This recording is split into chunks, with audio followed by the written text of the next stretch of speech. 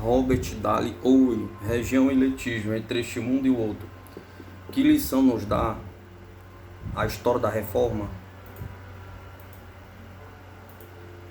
A religião não se coaduna com a ciência progressiva, não há nenhuma garantia para que deixe prevalecer no futuro qualquer dos erros teológicos que dominam os cristãos no passado. Macaulay. Será isso que ensinais? Respondei, ó guardas da fé protestante.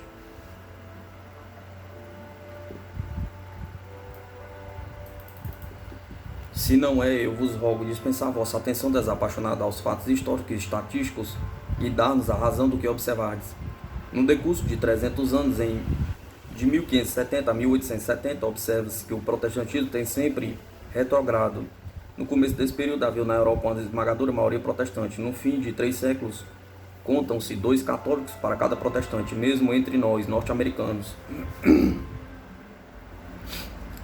Presentemente o número de católicos e protestantes cresce, mas se atendermos à proporção desse aumento em cada um dos credos, veremos que, se continuar a ser o mesmo, a fim de um terço do século, os católicos romanos suplantarão os protestantes nos Estados Unidos. Quão longe estamos de ver a volta desejada da estação espiritual, se continuarmos a lutar pela fé? Como entendeis que esperança razoável podemos ter de que o resultado da contenda nos seja favorável? Pergunta. Depois de seguidos os conselhos fornecidos por tão grande parte da história civilizada, depois de prova tão persistente, tendo como resultado tão miserável bancarrota, continuaremos ainda a luta com a mesma bandeira, contando sem confiança alguma com o futuro? Pergunta. Eis uma esperança irrealizável. É uma coisa horrível de ter de concluir que são os ensinos verdadeiros, espiritual e ético do Cristo que têm estado à prova durante 3 séculos nas mais esclarecidas partes do mundo e que durante todo esse tempo tinham ido perdendo o terreno contra uma igreja que se proclama imutável e infalível e que nega a liberdade e progresso do elemento religioso do homem.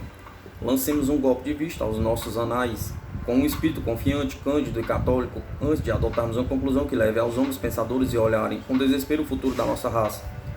Os anais cristãos constam de 5 narrativas, sendo 4 escritas por diversos evangelistas, narrando os atos e palavras do Cristo, e uma contendo os atos de seus discípulos, pondo-se de perto o Apocalipse. E de 23 epístolas, das quais 21 escritas por Paulo, cujos ensinos e qualidades de grande propagandista só foram admitidos depois de ter sido ele crucificado. Com exceção de 2 outras páginas, também devem ser admitidos os escritos dos 3 principais, dos 12 apóstolos, aos quais, no começo dos seus trabalhos públicos, o mestre havia escolhido como seus principais associados e colaboradores. Dos evangelistas,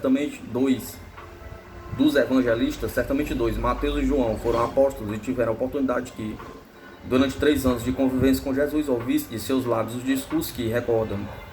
Os 2 outros, Marcos e Lucas, também o podem ter conhecido e ouvido muita coisa do que contam. Como com essas antigas exposições da história e doutrina cristã tão claras, antes deles procederam os chefes da reforma no arquitetar para o mundo o seu sistema de teologia dogmática? Pergunta. Em substância, escolhendo o trecho de 2 epístolas, ambas escritas por um só dos autores do Novo Testamento, autor esse que sabemos não viveu na intimidade de Jesus nem serviu sob sua direção, e empregando esses trechos com a base e a pedra angular de todo o seu edifício espiritual. As bases admitidas foram a natural depravação do ser humano e a sua condenação por seu Criador como criminoso, e eternos tormentos e a impossibilidade de livrar-se desses tormentos por qualquer esforço virtuoso. Por mais enérgico e persistente que seja, a pedra angular ficou sendo a concessão da eterna graça a limitadíssimo número de uma enorme multidão, escolhido não por ser melhor que o resto, mas por ter adotado os 2 seguintes artigos de fé. Primeiro, que só uma diminuta fração da espécie humana, previamente escolhida por Deus, se salvará da perdição por ser por ter transferido seus pecados para uma das 3 pessoas da divindade, pelo terrível agonia sofrido por esta santa pessoa. Segundo, que cada um dos membros dessa fracção fazia parte dos escolhidos. Penso que todos os que estudam com desprevenção e cuidados escriturais as escrituras cristãs admitirão que, se as 2 epístolas aos Romanos e aos Gálatas nunca tivessem sido escritas ou não tivessem sido incluídas no cânon do Novo Testamento, nunca se teriam tornado a base do protestantismo. Não posso negar que, se escolhêssemos uns 6 ou 8 capítulos destas 2 epístolas, cerrando os olhos ao resto das escrituras cristãs, havíamos logicamente de deduzir um esquema de redenção idêntico aos dos reformadores. Teriam Lutero e Calvino o direito exclusivo de fazer essa seleção? Pergunta.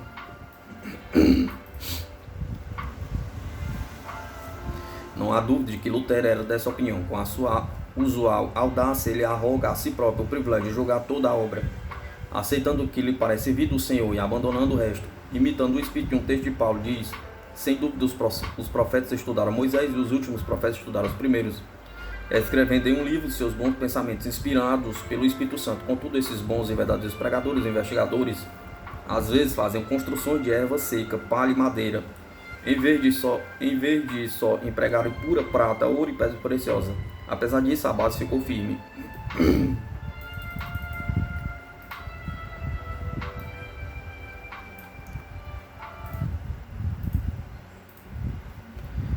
Ele faz a distinção entre a mensagem e o mensageiro, dizendo no outro ponto: quando ouço Moisés prescrevendo as boas obras, parece-me ver alguém que esteja executando a ordem de um imperador ou príncipe, mas isso não é ouvir ao próprio Deus.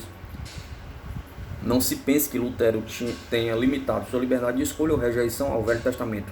Um dos maiores críticos da humanidade, ele muitas vezes nos deixa fazer um curioso estudo dos mais íntimos trabalhos da sua alma.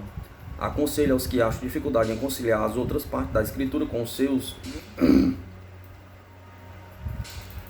textos prediletos dos Gálatas e responder aos adversários do seguinte modo: tu me opões à serva, isto é, a Escritura, que não no todo, mas em certas partes se refere à lei e às obras, mas eu estou com o próprio Senhor, que é superior à Escritura. Nele me apoio, com ele me apegue, deixo-te as obras. Firma-te e aplica contra todos a sentença da lei, dizendo: foi de Satanás que ouviste isso. Comigo ele há de ceder o lugar, porque sei que o Cristo é seu Senhor e Mestre.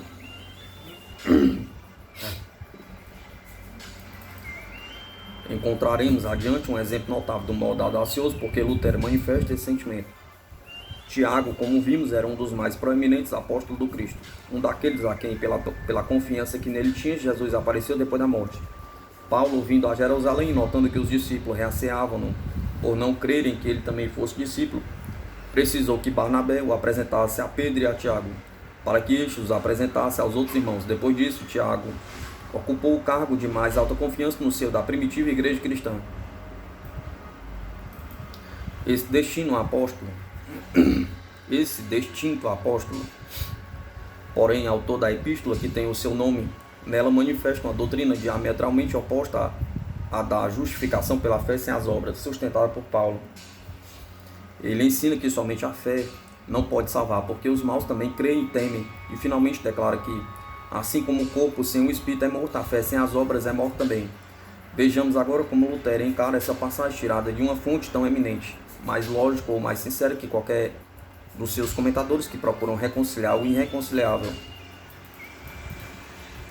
Ele rejeita a autoridade do apóstolo, declarando que toda a contribuição de Tiago para o Novo Testamento limita-se a uma epístola insignificante.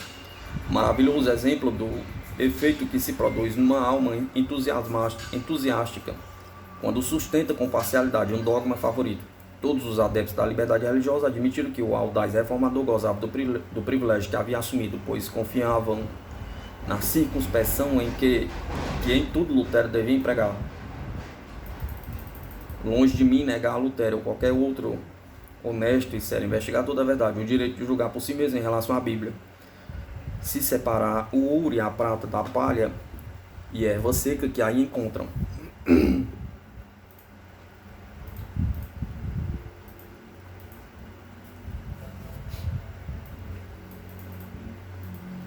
Também admitimos a grande importância da distinção que Lutero estabelece entre a mensagem e o mensageiro. Só ouvimos Deus em suas obras e por intermédio dos seus mensageiros. E como lembra Lutero, isso não é ouvir o próprio Deus.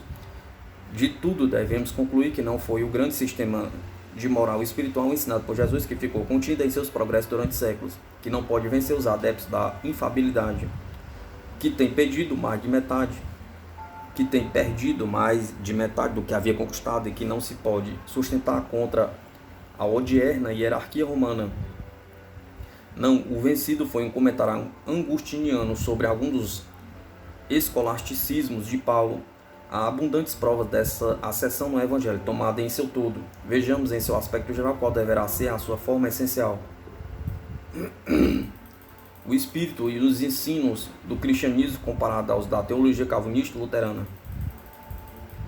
Depois do lapso de tempo incomputável, marcado somente de espaço a espaço por suas lutas em busca da luz, os homens viraram a folha da cronologia do mundo e começaram a datar seus anos no dia em que, afinal, o Mestre falou aos corações e aos sentimentos que aí jaziam opressos, e ao Espírito de Deus que dormia neles, em vez de despertar seus temores, superstições e más paixões. Somente a ignorância ou o cinismo nega ou desdenha do progresso moral e espiritual da humanidade. Mas o que será devido a esse progresso? Pergunta. A que será devido esse progresso? Pergunta. Ao espírito inerente à nossa espécie, do mesmo modo que o princípio vital é inerente à árvore agreste, desfolhada e coberta de neve, a esse espírito cuja existência patenteou-se em estado latente durante o longo e infrutífero inverno do barbarismo humano e que agora vai ganhando força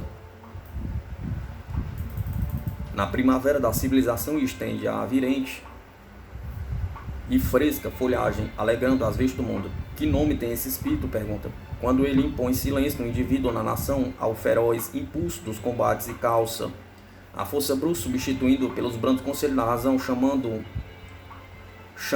a paz, quando suaviza a dureza dos códigos humanos e modera a indignação contra os culpados, tem o nome de clemência, quando procura descobrir na conduta dos outros o bem e não o mal.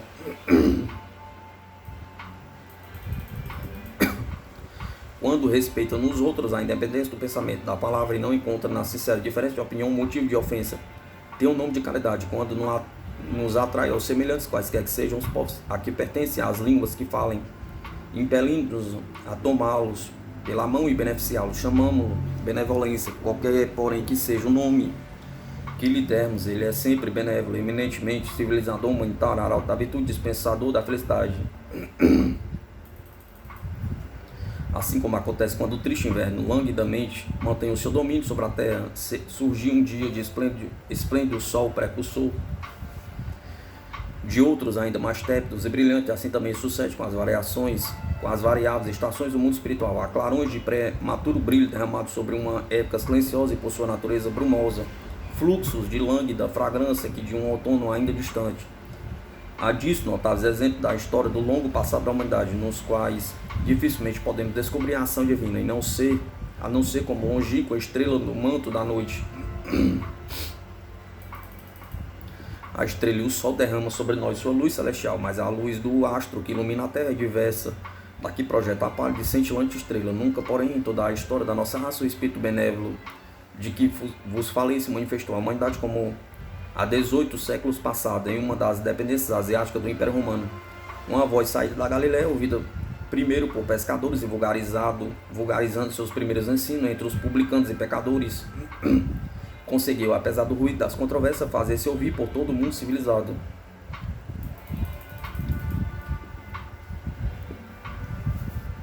Ao lado das parasitárias sutilezas das doutrinas que comumente produzem tanto maior zelo quanto menor é a sua importância, qual o princípio capital dominante em todo o código do espiritualismo e da moral cristã, dando-lhe vida e caráter, distinguindo perfeitamente do judaico e de todos os outros severo sistema do passado, pergunta, é o seguinte.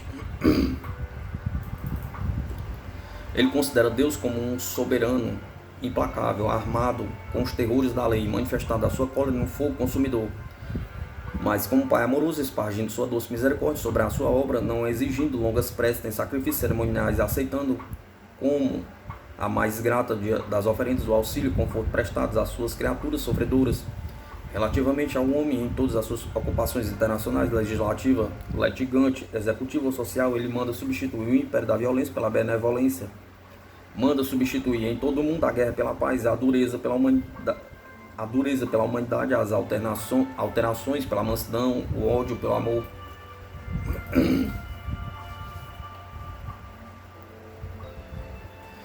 Encontraremos certamente as cintilações de um idêntico espírito em tempo anterior à era cristã, nas escolas gregas de filosofia, especialmente nos ensinos de Sócrates e nos transmitidos pelos livros de Platão. Também as encontraremos em escola mais antiga, consignadas no código moral do grande sábio chinês Confúcio, contemporâneo de Pitágoras e Solon. Há 24 séculos, esses códigos aconselham o perdão das injúrias e clemência, a retidão, a declaração de que toda a lei consiste em fazermos aos outros o que desejaríamos que eles nos fizessem, mas isso que era um mandato subordinado ou um efeito incidental nos velhos códigos é a alma e a essência do ensino cristão.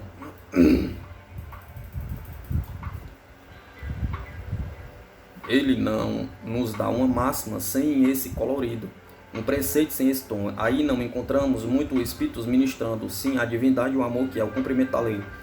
Talvez eu erre dizendo que um tal sistema era extemporâneo há 18 séculos, no tempo do império da vingança legal e de um código de retaliações, mesmo hoje, como nesse já distante passado da natureza humana, ensurdecida pelo clamor das armas e pelo ruidoso conflito das paixões, talvez não se mostrasse favorável à voz benévola da nova filosofia, atestando a sua justiça e simpatizando com o seu espírito de mansidão. Para que esse seguro aliado se conserve dentro da cidadela, é necessário que o isolem dos elementos hostis que o rodeiam. Dificilmente se pode imaginar outra coisa em maior discordância com o gênio do cristianismo do que as opiniões e atos dos homens, não só no período em que ele apareceu, como nos que se seguiram. E, coisa notável, seu nome foi adotado e adorado de idade em idade, ao passo que dificilmente se pode manter a obediência aos humildes preceitos que o caracterizam.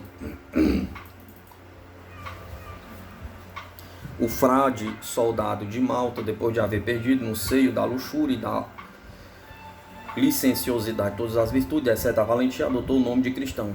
O 500.000 de cruzados que 6 séculos depois se reuniu à voz de Frei Domingos e marchou sob a bandeira da cruz para examinar os cismáticos valdenses, reclama o título de peregrinos cristãos. Torquemada, que depois de ligeiro inquérito queimou 5.000 heréticos e entregou à tortura um número de 10 vezes maior, alegava que os tormentos eram aplicados às fogueiras acesas em obediência e para conceituar o cristianismo.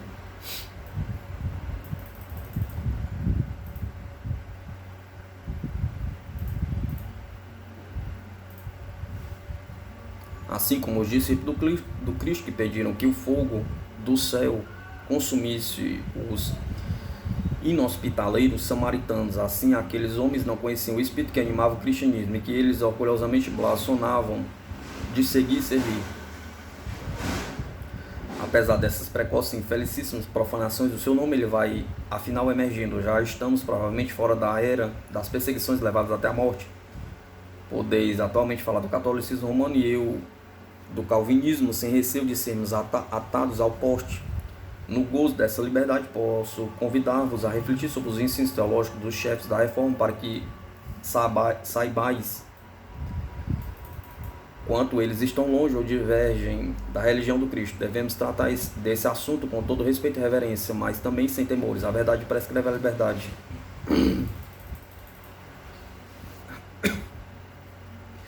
Admito que um sistema doutrinário que tem passado por várias fases, regido a cristandade durante 1500 anos, pode legitimamente pretender todo o respeito da parte do historiador, do estadista, do filósofo. Racionalmente podemos asseverar que, com uma guerra em certa fase do desenvolvimento mental da humanidade, um tal sistema tenha desempenhado importante missão. Contudo, essa teoria não exclui a hipótese não exclui a hipótese dos seus dias estarem contados ou dessa missão estar terminada. Tudo tem o seu tempo.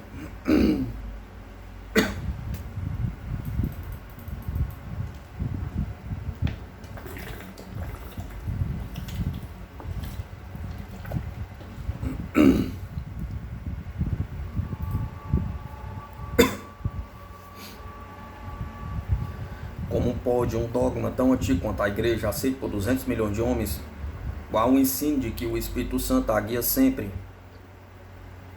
Qual o que ensina que o Espírito Santo a guia sempre, exclusivamente com a infalível sabedoria, conciliar-se com a doutrina da Igreja Católica?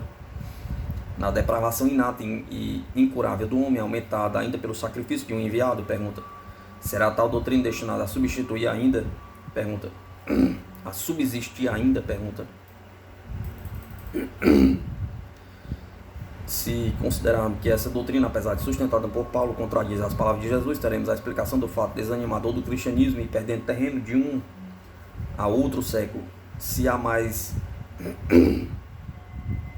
descobrimos que esses dogmas favoritos concorrem para a demora dos progressos da civilização e para humilhar o estandarte da moralidade. Então temos a necessidade de não aceitar o corolário de Macaulay, isto é, que não há elemento progressivo em nossa religião e nenhuma garantia de que no futuro predominem os erros teológicos do passado. Em breve resumo como este, não nos é possível cotejar os escritos de Calvino e de Lutero com os ensinos do Cristo, texto por texto. Teríamos de transcrever metade do Novo Testamento. Esse cotejo seria, aliás, sem proveito algum, por não podermos, nesta geração, examinar o Testamento tão alterado pelos preconceitos. Imaginemos que a cristandade, se o conhecesse a Bíblia pelos institutos de Calvino e pelos comentários sobre os Gálatas de Lutero. Suponhamos que tenham aparecido pela primeira vez no meio das luzes do século XIX, os ensinos daqueles a quem chamam Senhor, Senhor.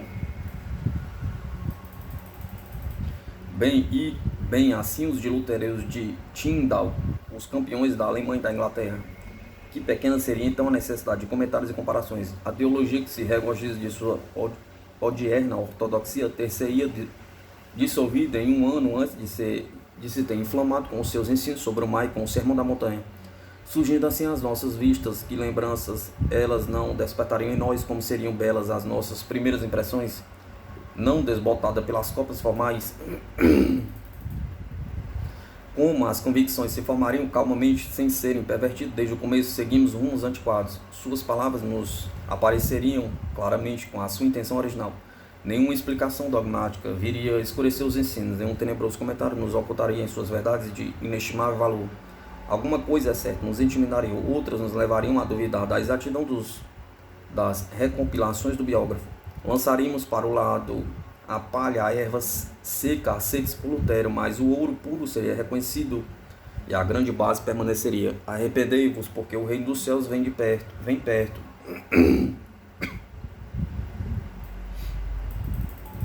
Seriam as primeiras palavras de exortação que nos saltariam aos olhos. Depois ficaremos sabendo que pregou o evangelho do reino, o evangelho. Tomamos essa palavra em sua pureza etimológica, não adulterada pelas sugestões do catecismo e das confissões de fé. Ele nos informa que Jesus, o ungido, veio como mensageiro da Boa Nova. A Boa Nova pergunta: que quer isso dizer? Se tudo no homem, pensamento, virtude, alma e corpo, está poluto, se Deus nada pode achar no homem que o incite a abençoá-lo? Pergunta. Que boas novas são essas? Pergunta. Ei-las.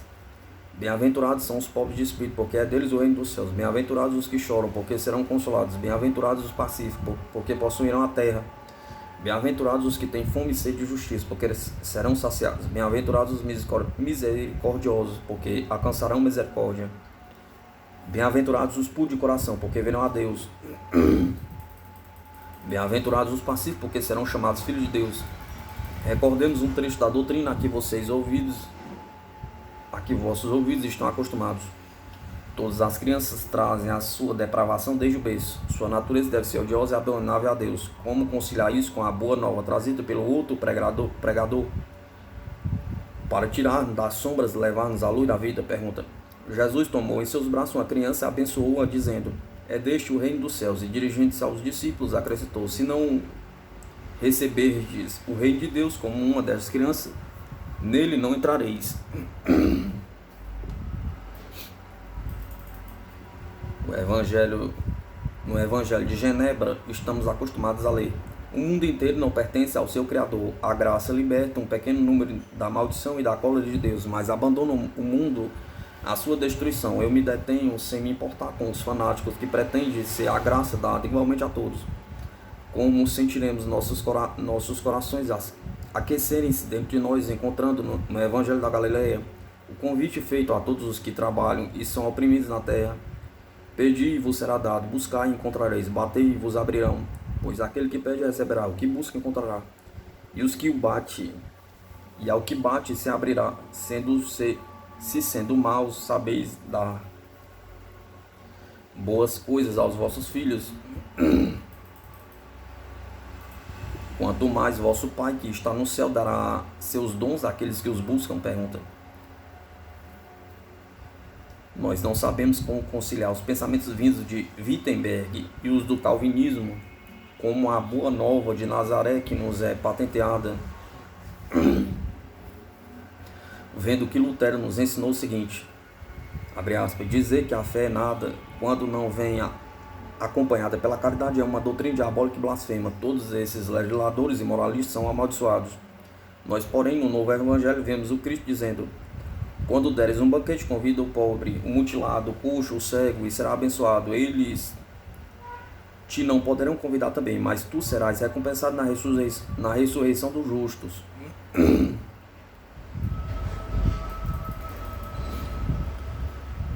Lembramos-nos de ter ouvido o seguinte, vindo de Wittenberg: aquele que diz que o Evangelho existe obras para a salvação é pura e simplesmente um mentiroso. Quão diferente, porém, é o que lemos no Evangelho. Aquele que cumprir e ensinar os mandamentos será chamado grande no reino dos céus. Estudando a parte histórica do belo Evangelho, novas surpresas surgirão a cada passo. A pecadora dos velhos tempos teria sido perdoada de seus pecados por haver acreditado muito? Pergunta. O Evangelho nos diz: por haver amado muito.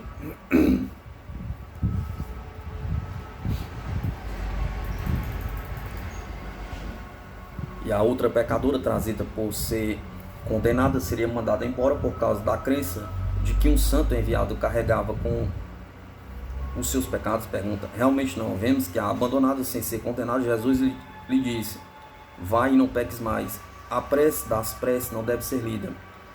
Perdoai nossas faltas, assim como perdoamos as que cometem contra nós, mas sim conforme o ensino de Genebra. Procedei como de justiça, pois que os nossos pecados foram transferidos para teu Filho, e nós fomos escolhidos por ti. Quando lemos na Boa Nova do Cristo que há grande alegria no céu por causa de um pecador que se arrependa, seguramente perguntaremos: como, quando um pecador se arrepende, deverão todos se alegrar? Se é a eleição e não o arrependimento que tem o poder de o salvar? Pergunta. Mas fixemos principalmente a atenção sobre as maravilhosas narrações instrutivas de Jesus, que o profundo objeto de meditações neles encontraremos. Suponhamos que, deixando apenas o esquema da substituição da reforma, depararemos com a mais bela das parábolas, a história do filho pródigo. O pai, aí vemos, mandou-lhe dar a melhor roupa, anéis e sapatos. Seria esse fato característico da boa vontade de Deus para com o pecador, devido a ter o filho inesperadamente aceitado um certo dogma e a sua crença de ter o favor de seu pai e ser destinado à felicidade? Pergunta. 1000 vezes não, responderemos nós. Era devido à humanidade e ao arrependimento de um que se havia extraviado, ao seu desgosto pelo passado e à sua resolução de adotar uma vida proveitosa, mesmo em posição servil.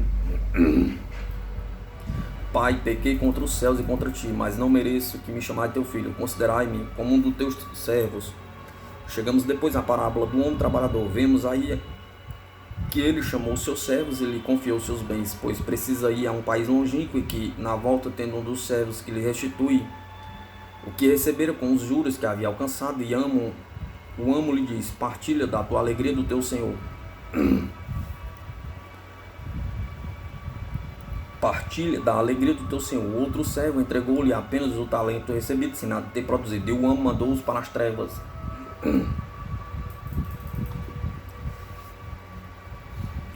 Poderá vir à mente de alguém, a menos que não tenhamos sido mistificados por pregadores ignorantes, que essa palavra signifique que o servo que procurou justificar-se por suas boas obras ficou sabendo que as obras não justificam, sendo por isso lançado num lugar onde havia lágrimas e ranger de dentes, ao passo que o outro, que não confiava nas obras, mas sabia que se tivesse a crença de ter sido eleito se salvaria e iria partilhar da alegria do seu Senhor? Pergunta.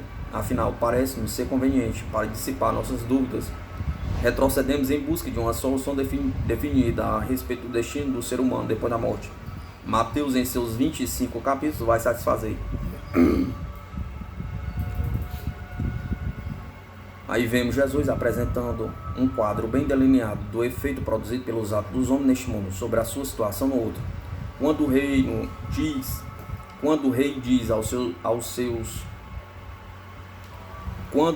diz aos que merecem, vinde entrai na herança do reino, apresenta os motivos da sua escolha. Eu tive fome, me deste comer, tive sede, me deste beber, fui um estrangeiro e me acolhestes, andava nu e me vestiste, estive na prisão e me foste visitar. Quando eles perguntam em que época lhe havia prestado esse serviço, a resposta é a seguinte: todo aquele que isso fez ao menor dos meus irmãos, a mim o fez. Não devemos concluir que o melhor serviço que prestamos a Deus é fazer o bem aos mais humildes das suas criaturas, e que se empregarmos aqui a nossa vida em obras boas, a morte nos fará passar a uma outra fase da vida, a nossa situação será então mais feliz? Pergunta. No entanto, se adotarmos os ensinos calvinísticos, vemos que as palavras do rei devem ter sido estas: vinde entrai na herança do reino, porque eu vos escolhi por minha livre vontade para entrares no reino, sem me importar com as vossas obras na terra, tenham elas sido boas ou más. Quais, porém, segundo Cristo, os que vão para as chamas eternas, no sentido rigoroso das palavras, ou que, em todo caso, vão sofrer em vez de gozar? Pergunta. É claro que são aquelas que estando dominadas pelo egoísmo, deixaram de cumprir os seus deveres para com os semelhantes. Mas como podemos aceitar essa conclusão se não lançarmos para bem longe o nosso respeito a Calvino? Pergunta.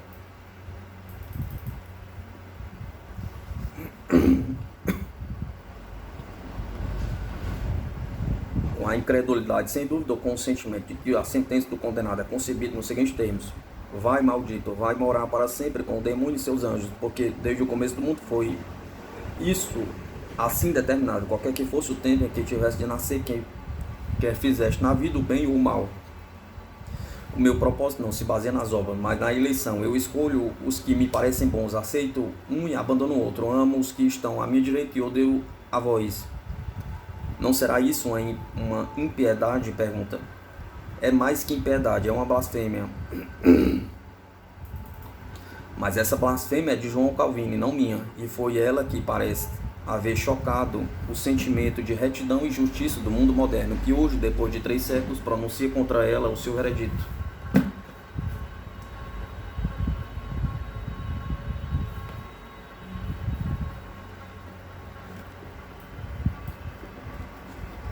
Contudo, existe ainda uma força, uma sutil fascinação a respeito da teologia do Genebrez, terrível como as concepções de Gustave Doré sobre o inferno de Dante. Se do calvinismo volto-me para o cristianismo, sinto-me como que a despertar de um teimoso pesadelo, de um sonho em que se figurasse achar-me um árido deserto povoado de fantasmas, de monstros e demônios, encontrando-me depois diante de uma calma beleza, de uma brilhante e festiva amanhã de primavera, no meio de flores, e onde o canto das aves me deliciasse os ouvidos. A vós, guias da igreja protestante, compete decidir se os fatos por mim apresentados justificam a preposição que avancei e repito ainda. Não foram os grandes ensinamentos de Jesus que estiveram detidos em seu progresso durante séculos. Não foram eles que deixaram de resistir aos sectários humanos da infabilidade. Não são eles que têm perdido mais da metade do que havia sido conquistado. Não são eles que não se pode sustentar contra a odierna hierarquia de Roma. Os vencidos foram os comentários agostinianos, ou alguns dos considerando de São Paulo. Dever julgar também se é boa ou má esta segunda proposição. A história da reforma nos fornece um exemplo notável do contrário, que ensina o protestantismo, isto é, que o cristianismo não se coaduna com a natureza da ciência progressiva e que não há garantia de que deixem de prevalecer no futuro os erros teológicos que dominaram os cristãos do passado.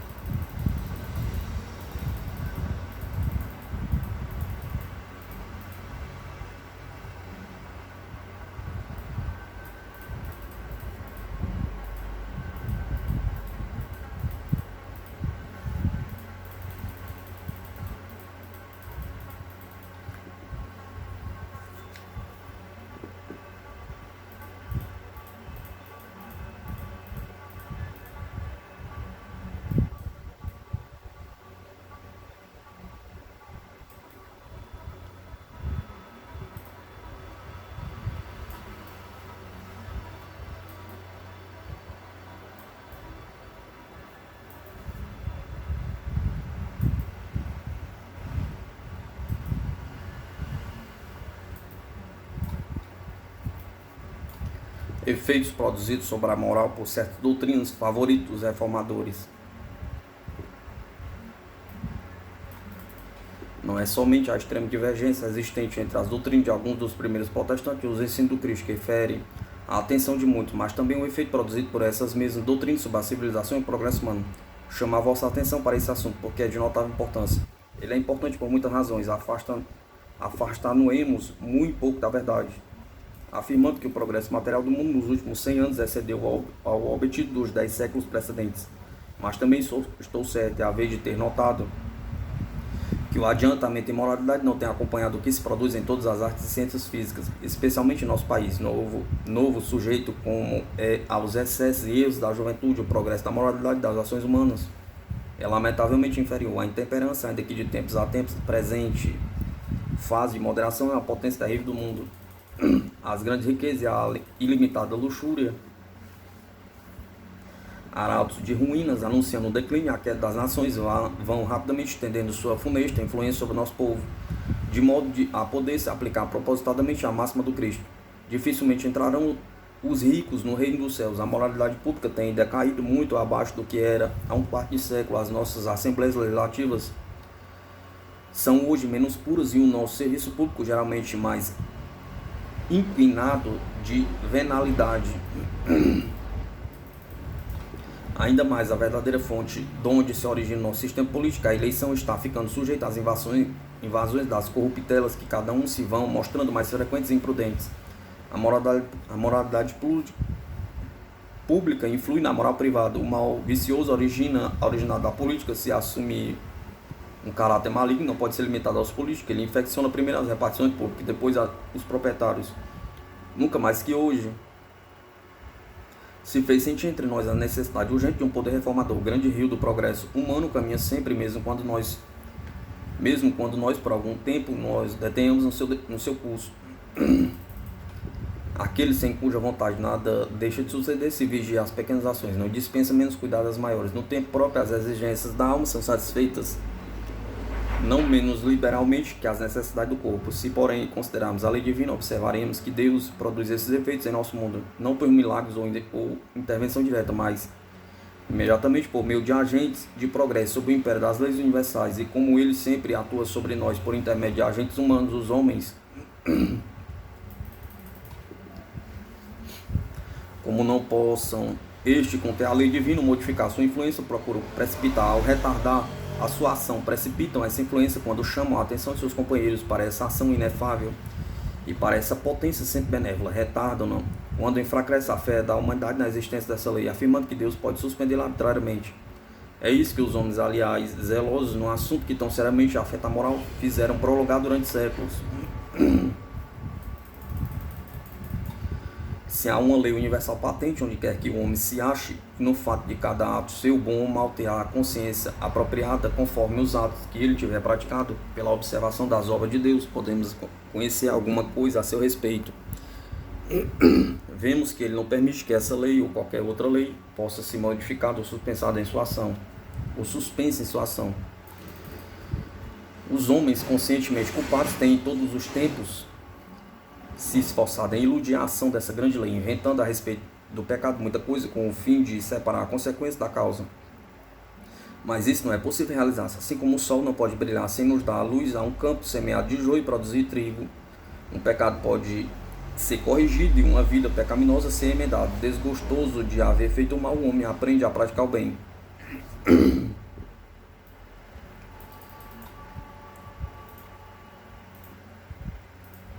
O pecador pode corrigir-se do seu pecado, assim como um enfermo fica curado de sua enfermidade. Somente desse modo as consequências do pecado serão afastadas. Somente cessando a causa, o efeito cessará. Tenta alguns persuadir aos homens que o efeito do pecado pode cessar quando este procede de uma tendência excessivamente moral. Tendência esta mais forte do que o temor da pena estabelecida na lei para o assassinato, para o assassino.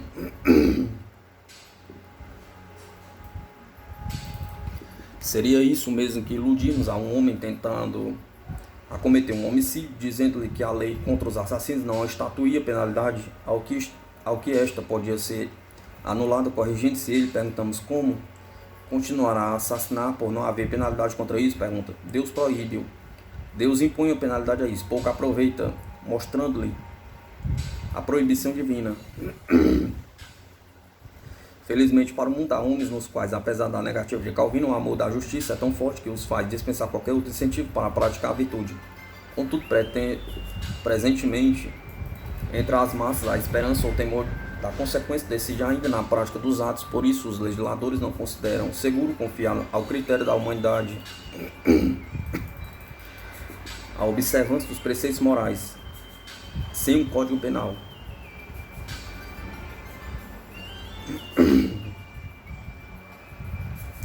Baseado nos mesmos princípios, o mundo crê que não deve perder de vista o estado futuro de penas ou recompensas que o aguardam. De todas as doutrinas desmoralizadoras, não encontro nenhuma de tendência mais inconsideravelmente viciosa como aquela que nos conduz a não estudar neste mundo o nosso futuro no outro. Não conheço nenhum incentivo mais poderoso à moral neste estágio do progresso humano, como a convicção profunda de que, por uma lei inevitável, nossos atos nesta fase da nossa existência decidem do nosso bem-estar nas que vierem depois. O sagaz e humilde bispo Butler, por uma clara analogia, deduzindo do visível o invisível, pronunciou nesse sentido algumas importantes palavras. Quando ele se abstém de fazer qualquer suposição sobre o modo pela qual no outro mundo o pecado determinará o sofrimento, sugere que a punição futura deve seguir-se à falta como consequência natural, conforme as leis gerais que regulam o universo. Apresentarei adiante as razões que me levaram a crer que Butler exprime uma grande verdade, que as leis de Deus sobre a alma não são restritas à vida terrena, e suas criaturas vivendo aqui sob o seu império, até a transformação chamada morte, irão ainda encontrá-la na vida do além-túmulo, inalteradas e inalteráveis.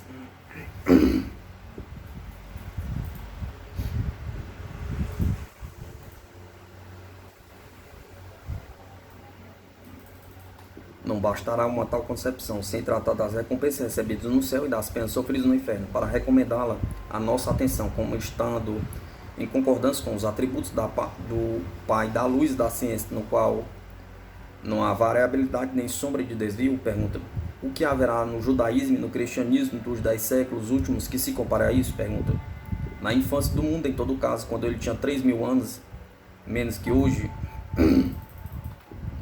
foi instituído entre os hebreus um rito estranho, por pretensa ordem de Deus. Os pecados foram tratados como objetos tangíveis e transportáveis, podendo ser pelo Supremo Pontífice retirados do pecador e lançados, qual vestuário gasto ou farrapo incômodo sobre um animal de carga. Essa ação característica podia ter muito valor nessa época de cerimoniais, caso se apoiasse em algum princípio verdadeiro, porém fundava-se no erro da mais grave espécie. Não podemos fugir dos nossos pecados, transferindo-os de nós para outrem. Assim como ninguém pode libertar-se da febre que um consome ou da enfermidade que lhe ameaça a vida, transferindo-se de si para um amigo ou inimigo.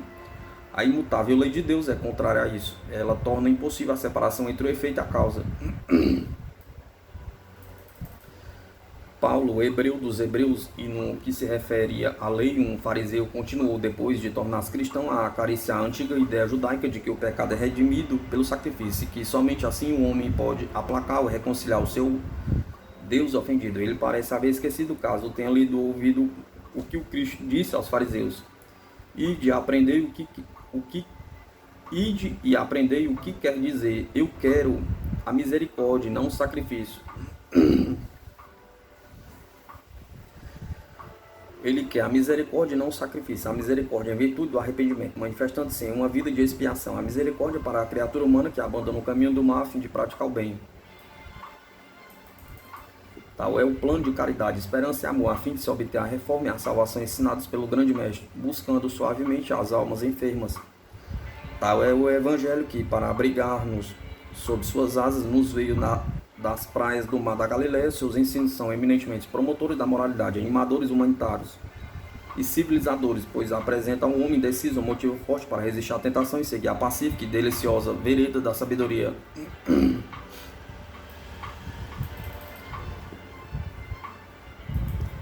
Quão diferente sobre a moralidade do mundo foi a influência do dogma de redenção imaginado por Paulo e abraçado pelos chefes da Reforma. Calvino e Lutero exortavam realmente a prática de ações virtuosas e aconselhavam o exército das graças cristãs, mas ao mesmo tempo empenhava-se em ensinar a ideia de que as ações virtuosas, mesmo as mais elevadas e eminentes graças cristãs, não eram expiações para as faltas passadas, não apaziguavam a cólera de Deus, não alcançavam a sua misericórdia. Esses atos bons e essas graças não tinham influência alguma sobre o destino venturoso do miserável do homem no outro mundo, nenhuma palavra de perdão ou conforto para o penitente que chora, nenhuma esperança de alcançar o céu pela purificação da vida. Eles buscavam especialmente negar que as nossas boas obras concorram para o nosso bem-estar futuro,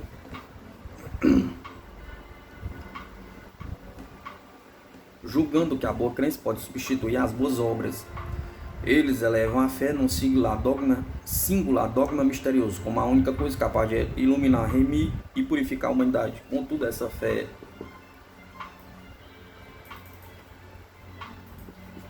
num dogma não é mérito que caiba a todos. Amar a verdade é um mérito, o desejo de saber é um mérito, uma investigação laboriosa é um mérito. Porém, cumpridos religiosamente esses deveres, ao resultado de tais estudos, a crença de um dogma verdadeiro ou falso não dá nenhum mérito ou demérito. A crença, na verdade, é uma graça celeste. A descrença é um infortúnio que provém frequentemente de um caráter penoso, pois que a prática justa se baseia nas opiniões justas, mas a crença na mais alta verdade não é uma virtude. É a descrença sincera num péssimo erro, não é o crime.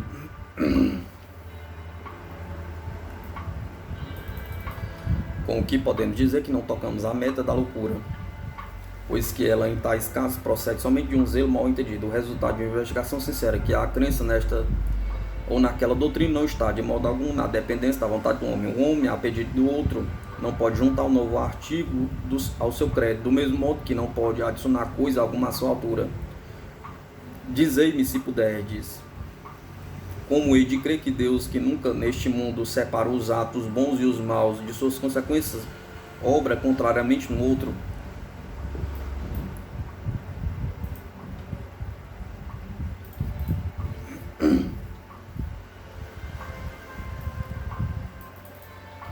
Dizei-me se puderdes, como hei de crer que Deus, desprezando os atos que os homens podem apreciar, escolhe como capaz de lhe dar a felicidade eterna uma certa espécie de fé no invisível, que a criatura, a quem não a possui, não pode obtê-la, nem a obterá qualquer que seja o seu esforço? Explicai-me, se souberdes, como poderá formar-se tal crença em minha alma. Minha razão e a minha consciência rejeitam-na. Poderei violentá-las? Pergunta. Aquilo que é falso aos olhos de Deus deve também ser diante do sentimento que dele recebi, do que se refere à distinção entre o justo e o injusto. Não sei o que dizeres em resposta, a não ser o que já disses outrora. Homem, quem és tu para replicares a Deus? Pergunta. A isso responderei que não é contra Deus nem contra o Cristo, que eu replico, sim contra a concepção de Deus feita por Calvino e Lutero, do mesmo modo que todo homem tem o direito de fazer. Acuso aos reformadores que, sendo guias nessa matéria ao Cristo, preferiram Paulo, não em todos os seus ensinos, mas naqueles que deram origem a doutrinas que pregaram. Eu estou tão profundamente convencido de que Paulo foi inspirado quando escreveu o seu admirável 13º capítulo da Epístola aos Coríntios, como que a inspiração foi nele suplantada pela filosofia vaidosa em outros lanços dos seus escritos. Pense que algumas vezes ele próprio sentia. Parece que Paulo ensinou e partilhou a opinião de Lutero acerca da mistura da palha com o ouro.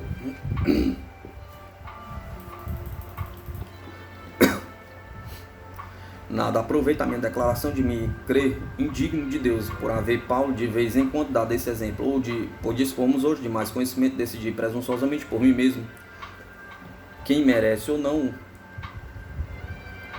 Em nosso mundo sombrio, onde todas são falíveis, não devemos colocar a luz debaixo do alqueire, pelo simples fato de não ter ela a intensidade dos raios solares. Por convicção e sentimento, reclamo o direito de julgar como eles o tiveram, e no meu caso, quanto a essa matéria, o juiz que aceito se conforma com o verdadeiro e mavioso poeta da América quando diz: eu não posso ler nos céus o oculto ao serafim, mas o que é bom para Deus não pode ser mal para mim. O que eu sofro de tormento no céu não terá valor. Não creio num Deus odiento, mas num Deus bom bondade e amor.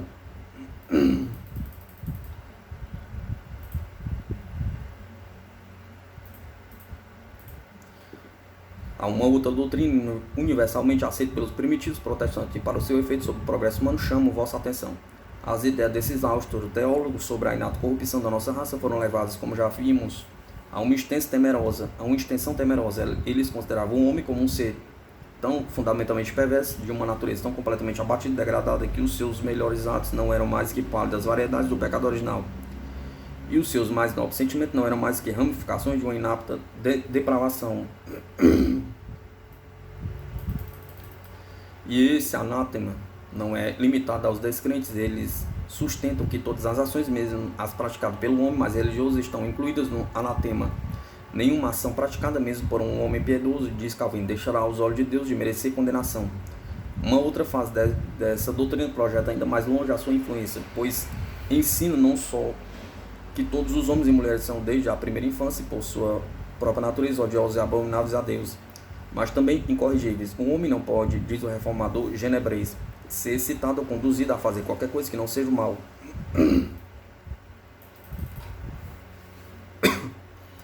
A respeito desse dogma, Calvino deveria ter declarado o que havia dito acerca da predestinação, que era uma sentença horrível por esse dogma. Ele afirma não existir na natureza humana elemento algum de progresso moral, estende uma mortalha sobre o futuro da nossa espécie nesse minúsculo mundo, e declara aos reformadores e filantropos que suas presenças a bem da humanidade são infundadas e seus melhores esforços totalmente improfícuos. Nada é possível esperar da natureza humana quando se lhe rouba a persuasão de que ela não pode fazer o que deve. Tal doutrina desanima e desmoraliza. Mesmo nas empresas materiais, isso produz a contrariedade e um malogro. Teria o exército italiano do jovem Napoleão praticado as maravilhas que praticou se ele pregasse aos seus soldados a covardia e impotência, em vez de inspirar-lhe a salutar confiança em si mesmo? Pergunta. Consideremos que mal feito, isso produziria no outro campo ainda mais nobre, quando Oberlin começou o seu trabalho humanitário em um obscuro vale alsaciano. Teria ele a coragem de prosseguir por um só dia se deixasse dominar pela desanimadora doutrina de Calvino, de que o homem não pode ser movido por qualquer impulso para o bem? Pergunta. Deveremos aceitar a afirmação de que nada existe de bom nas obras humanitárias? Pergunta. Leamos a história da nossa raça com a convicção antecipada de que nenhum ato virtuoso é aí recortado. Nenhuma ação nobre feita de patriotismo, de sacrifício de si próprio, de misericórdia e generosidade. Nenhum devotamento por amor, nenhum martírio sublime por amor de uma opinião, nenhuma consagração de vida ao alívio da humanidade sofredora, nenhuma aspiração pura, sobrelevando-se às nuvens e à descrença de um presente sombrio, nenhum elevado empreendimento para trazer à luz a um futuro feliz à humanidade. Em uma palavra, que nada há de grande e ilustre no que tem sido pensado, empreendido e executado pelas criaturas de Deus. Desde o aparecimento das primitivas sociedades até hoje, aqui tudo isso não tem sido mais que fruto de hipocrisia, uma fase da corrupção, ou melhor, uma aparência vã, indigna e condenável aos olhos de Deus. O pior dos erros humanos consiste em identificar Deus como mal, olhando como um espírito odiento. O segundo é o de identificar o homem como um mal, considerando como um banido incapaz de salvar-se. Livrem-nos, Deus, de apoiarmos este culto de Satanás e de crermos em nossa incorrigível depravação. Seria melhor se fosse o verdadeiro credo de Calvino. Lançar às chamas todos os anais desse passado detestável. Que lições nos pode fornecer essa longa série de abominações? Nos institutos de Calvino encontra-se bons motivos para crer que o principal fim desse reformador era inocular a humildade e uma louvável intenção. Mas a humildade e a degradação são tão distintas uma da outra como o respeito de si próprio e a vaidade. A humildade espera e confia, a degradação nada espera.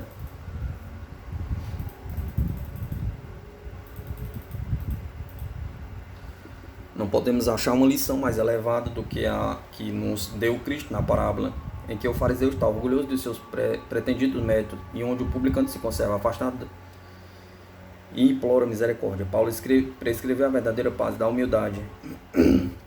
Que possuis que não vos tenha sido concedido? Pergunta. Se receberdes, por que vos gloriais, como se nada tivesse recebido? Pergunta. Tudo o que temos e tudo o que somos é uma dádiva. Se esta for humilde, não a desprezemos.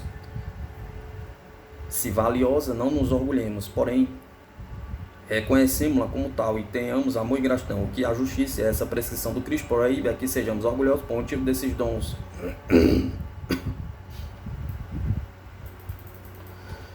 E que nos levaria à perdição. Devemos recebê-lo com humildade, usá-lo sem ostentação, e se fizermos dela o melhor emprego, não devemos ir como um antigo leproso, gritando por toda parte e chamando a nós mesmos imundos. Quando um dos eleitos por si mesmo empossado assim brada, mesmo que ele não tenha consciência da verdade, raramente o seu sentimento está nas palavras que pronuncia. A crença na depravação inata, ligada a de ser um favorito de Deus, por Deus escolhido, com mais alguns dentre as miríades inumeráveis de outras criaturas, a fim de que, por exclusiva indicação, partilhar eternamente de sua glória, é uma crença praticamente incompatível com a verdadeira humildade. Não duvido que Calvino desejasse ardentemente ser humilde, contudo sua vida foi toda de ostentação espiritual, com que soberba arrogância ele se referia a Serveto. Declamava contra o despótico domínio da hierarquia católica, mas haveria humildade na tirânica autoridade do teocrata. Genebreis pergunta. É provável que Calvino tenha feito um sério estudo de si mesmo, buscando cuidadosamente conhecer os seus pecados e profligando com severidade as suas próprias faltas espirituais. Isso mesmo, porém, pode ser levado a um extremo pouco contundente, aquela humildade, a humilde caridade que nada tem de jactanciosa. Os maus efeitos de um persistente hábito de examinar a si mesmo são frequentemente tão grandes, como que resulta no extremo oposto, nunca se estudando a si próprio. Temos o dever de cuidar da conservação do corpo e da preparação do espírito para outro mundo. Não podemos, porém, consumir o nosso tempo, pensamentos com os pequenos detalhes presos às condições do nosso bem-estar físico ou espiritual, pois essa prática perniciosa pode fomentar o egoísmo e dar nascimento a um espírito de exação. Apliquemos a nós mesmos todas as nossas palavras, ajustando-lhe nosso pensamento e emoções. Nada torna melhor um homem físico e espiritualmente, nada castiga mais um espírito soberbo e loquaz do que em certos limites de esquecer-se de si para sentir e pensar nos outros. A verdadeira lição que nos fornece a história do homem e seus atributos é a seguinte: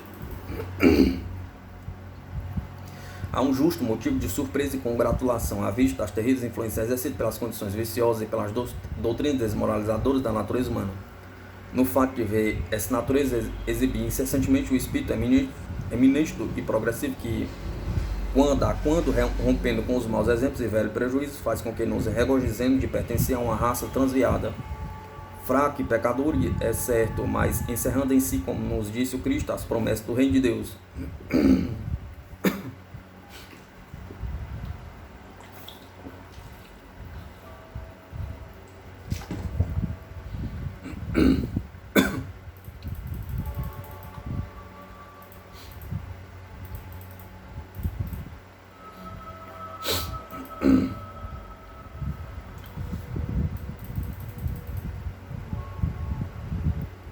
É uma raça que vai gradualmente lançando para longe o fanatismo. No credo do mundo moderno vão sendo admitidos paulatinamente os princípios seguintes: o terror, a desconfiança e o desespero são influências abjetas. O terrorismo doméstico, político e religioso é o pior de todos os governos. Ele tolhe o desenvolvimento de uma raça e humilha.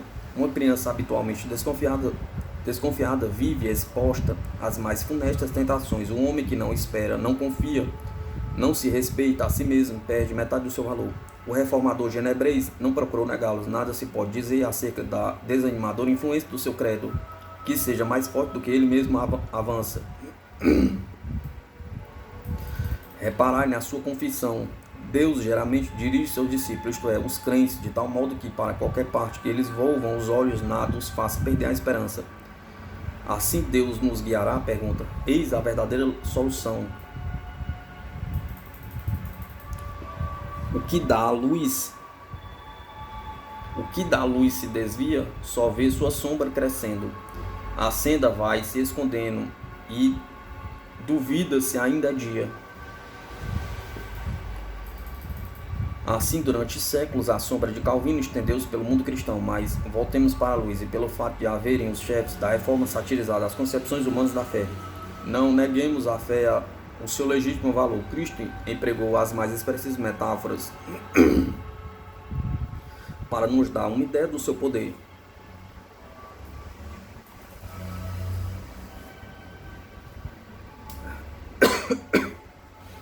Realmente, aceitando as palavras do seu verdadeiro sentido, é difícil dizer coisa melhor a respeito do poder da fé para o bem.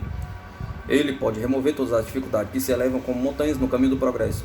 Assim veremos a fé em todos os esforços nobres, a fé em nossa natureza comum, em suas possibilidades, em seus progressos. A fé no bem e no belo, no bem que sentimos sem o ver, no belo que pode ser concebido antes de ser realizado. Vemos a fé na economia do mundo, uma fé calma de que tudo está bem e sabiamente ordenado por uma sabedoria que vê mais que a vossa. Vemos a fé estender-nos para o futuro, a fé que progride em conhecimento e bondade e não se limita a este mundo, mas continua nas outras fases do ser, ainda aí onde existe muitas mansões para serem ocupadas pelos que se preparam para ter nelas entrada. E se Paulo, em suas extravagâncias dogmáticas, desencaminhou os primitivos protestantes, ele nobremente reparou essa falta, mostrando-nos noutros pontos, em verdadeira concordância com os mais elevados ensinos de Jesus. Muito acima mesuro da fé e da esperança, o primeiro dos dons cristãos é o amor, contendo em seu generoso seio a paz, a misericórdia, a caridade, a fraternidade, o domínio, e dominando o céu e a terra. Quem, em termos mais entusiastas que os do grande apóstolo dos gentios, glorificou esse espírito elevado, princípio animador do sistema de moral civilizado estabelecido pelo Cristo, pergunta: quem esquecerá suas palavras? Pergunta: ainda que eu falasse a língua dos homens e dos anjos, que possuísse o dom da profecia e conhecesse todos os mistérios de toda a ciência, ainda que tivesse a fé capaz de transportar montanhas, pusessem todos os meus haveres nas mãos dos pobres e mesmo desse meu corpo para ser queimado, eu não valeria coisa alguma se não tivesse amor. O amor sofre tudo e é benévolo, não tem inveja, nem se vangloria, não é soberbo, nem incontinente, nem egoísta, nem irritável, nem maldoso, não folga com a iniquidade, não se compraz. Na verdade, humilha-se, crê, espera e sofre tudo. Juntai a fé, a esperança e o amor, mas acima de tudo está sempre o amor. Na sua tendência e influência, quando se distancia desse espírito benévolo, humilde, clemente, cheio de misericórdia e bons frutos, o aspecto misterioso e austero, cuja vociferação desencaminhou os principais padres protestantes, alguns homens só ouvem a voz de Deus no bramido da trovoada. Pensai no sistema inventado por Calvino. Um vale de lágrimas, diz ele, um vale de lágrimas ou de ímpia licença, lúgubre e asqueroso, onde se amonta uma multidão depravada, miríades e miríades, dos quais, com exceção de um pequeno número de escolhidos, são como filhos sem herança, desprezados e abandonados por seu Criador.